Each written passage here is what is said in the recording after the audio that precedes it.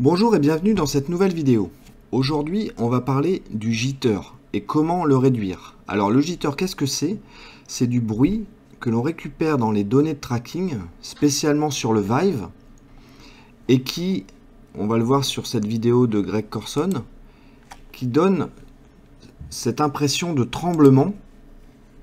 Là, je vais vous le repasser. Quand on regarde le tracker, on a l'impression que les données ne sont pas fixes et qui tremblent en permanence.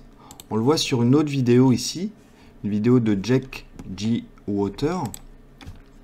On voit ici le live link, on voit les données qui entrent, qui devraient être fixes normalement, et on voit justement les variations des données de tracking. Donc pour illustrer une fois de plus le jitter, en fait ce que j'ai fait, c'est que j'ai créé un level, et dans ce level j'ai placé un cube que j'ai réduit à 10 cm de côté, sur lequel ensuite je suis venu mettre mon live link, et là ici on voit bien le jitter.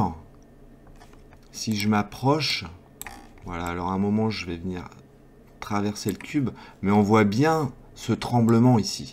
Alors dernièrement, on m'a soumis une page qui est la page d'Ivan Dabak, qui utilise ce qu'on appelle un filtre de Kalman, justement pour réduire cet effet de tremblement. C'est un blueprint qui a été créé à la base pour un tracker Intel RealSense T265 et qui permet justement de réduire le jitter. Donc, j'ai téléchargé le fichier T265 filter, voilà, que je retrouve ici. Ce dossier, je vais aller le dézipper à l'intérieur d'un dossier que j'ai créé, je l'ai appelé Kalman Filter. Voilà, donc je déplace mes fichiers et j'ouvre le projet. Quand j'ouvre le projet, il me demande d'activer un plugin JSON Live Link. Alors comme on ne va pas utiliser le tracker d'Intel, je mets oui pour désactiver ce plugin. Donc une fois le projet ouvert, la première chose que je vais faire, c'est de paramétrer mon Live Link. Donc on va avoir besoin de deux choses, c'est le tracker, et ensuite on va utiliser ici pour l'optique un tracker virtuel qui va s'occuper ce qu'on appelle du FIS, du focus, de l'iris et du zoom. Donc on voit que la personne qui a fait ce projet a créé un blueprint pour cela. Donc c'est le Preston FIS. Je vais aller dans Live Link, je vais faire un Add Virtual Subject et je vais utiliser son Preston FIS. Ensuite, dans son projet, alors il utilise également les Haruko marqueurs. Moi je ne vais pas l'utiliser, je vais enlever également le cône ici qui va ne me servir à rien. Je vais commencer par la caméra. Donc sur la caméra, il a ajouté un Live Link Controller qu'on voit ici. Et sur ce Live Link Controller, il utilise le fameux virtual. Et donc ici, dans le Camera Roll, on va avoir, pardon, c'est ici sa lens. Voilà, vous pouvez placer la lens que vous avez calibrée. J'ai fait une vidéo justement sur la calibration de lens. Lui, on avait déjà préparé deux ici. Et pour ce qui est de la caméra, on a fini. Ensuite, du côté du blueprint, on va ouvrir le blueprint. Ce qu'on va faire, c'est qu'on va ici remplacer le subject qui est un MHTrack par le tracker Vive. On voit que ça fait sauter nos connexions. Ce qu'on va faire, c'est qu'on va casser justement ici le pin. On va prendre les datas de transform et en particulier la location et la rotation. Et on va venir les raccorder ici sur le fameux filtre Kalman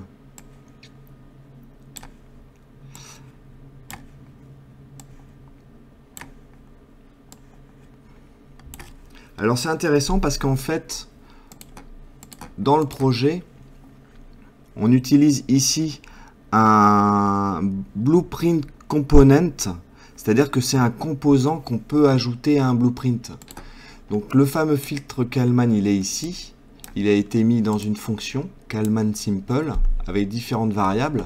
Chaque data qui entre dans les données de tracking, les positions X, Y, Z et la rotation X, Y, Z, est filtrée ici et renvoie les valeurs du filtre pour atténuer le tremblement. Dans le blueprint, ici, on a un component LiveLink, mais on a aussi des renvois justement vers ce filtre, puisqu'on peut retrouver le filtre, voilà, on retrouve notre filter single, et on l'a associé à chaque donnée du tracking. Donc si on retourne sur le viewport, dans un premier temps, ce que l'on va faire, c'est qu'on va évaluer le tracking et on voit que la caméra est mal orientée. Donc ce que je vais faire, c'est que je vais utiliser les offsets pour bien orienter ma caméra. Alors j'ai mon tracker qui n'est pas vraiment droit. Donc si je bouge la caméra, on voit qu'on passe ici de statique à moving. Et si on arrête de bouger, que je regarde ma caméra, on n'a pas de tremblement, on n'a plus de jitter. Donc on a d'autres options qui sont par exemple l'offset de position. Alors attention, si comme moi vous avez touché à l'offset de rotation, si vous voulez par exemple monter la caméra, ce n'est plus sur Z, mais ici, ça sera sur X. On a une option pour délayer le tracking, une option également pour jouer la caméra en Z, ici, ce qui revient à la jouer en X ici, et comme on l'a vu, le fait d'évaluer ou non le tracking. Alors on a d'autres options ici, pour affiner le filtre de Kalman. J'avoue que j'ai du mal à comprendre la répercussion de toutes ces variables ici. Il y a juste les trois dernières que je comprends à peu près. Par exemple ici le Static Moving Threshold qui est par défaut à 0,003. On voit que quand il est très bas, eh ben, on a une variation. La caméra ne sait pas si elle bouge ou pas alors que mon tracker est fixe. C'est pourquoi j'ai augmenté la valeur, même si elle reste très petite. Et ici le cutoff, en fait, on récupère en permanence les datas de tracking. Si on vient faire un cutoff, par exemple à point 1, en position ou en rotation, on va voir que mes datas de tracking ne bougent plus. Seulement si on bouge la caméra,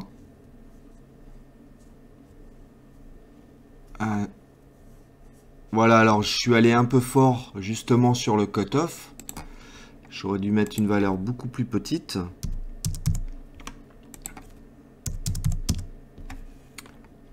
Alors je bouge la caméra. Voilà, on voit que c'est uniquement quand la caméra bouge qu'on a les valeurs qui évoluent. Et encore en position, j'ai quasiment pas de changement de position. Donc je vous conseille quand même de laisser le cutoff sur sa valeur initiale. Pour finir, j'ai ajouté des éléments dans le blueprint ici lorsque j'ai fait des tests. C'est-à-dire que si vous utilisez par exemple le Tech Recorder et que vous voulez avoir plusieurs positions, c'est-à-dire qu'on va prendre une première position, on va prendre une deuxième position et puis pour voir quelque chose, je vais mettre ici un cube et je vais mettre ici une sphère. Par exemple, vous voulez donc attacher le filtre à la position et je vais attacher la caméra au filtre. Si ici, je viens piloter mon acteur pour venir me placer, par exemple, face à la boule,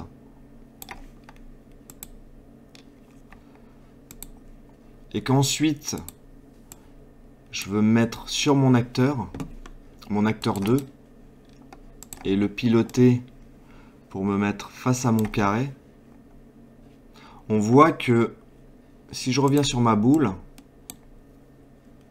ici, ma caméra a bougé, je suis resté sur mon acteur. Pourquoi? Parce que en fait, j'ai changé mes valeurs ici de position et de rotation. Donc ce que j'ai fait, c'est que dans le blueprint, je suis venu ajouter ici une séquence et que j'ai forcé justement le défaussant route à faire un set relative location and rotation sur la deuxième entrée de ma valeur ici, de ma séquence, et je les ai forcés à 0. Ça, je le duplique et je viens le placer également dans le construction script. Voilà, je sauve. Ce qui fait que maintenant, j'ai bien mes valeurs qui sont à 0. Si je viens placer mon acteur, par exemple, face à la boule, voilà, je pourrais conserver ma caméra visible. Et que ensuite je change d'acteur, que je viens piloter le deuxième, que je me place face à mon carré.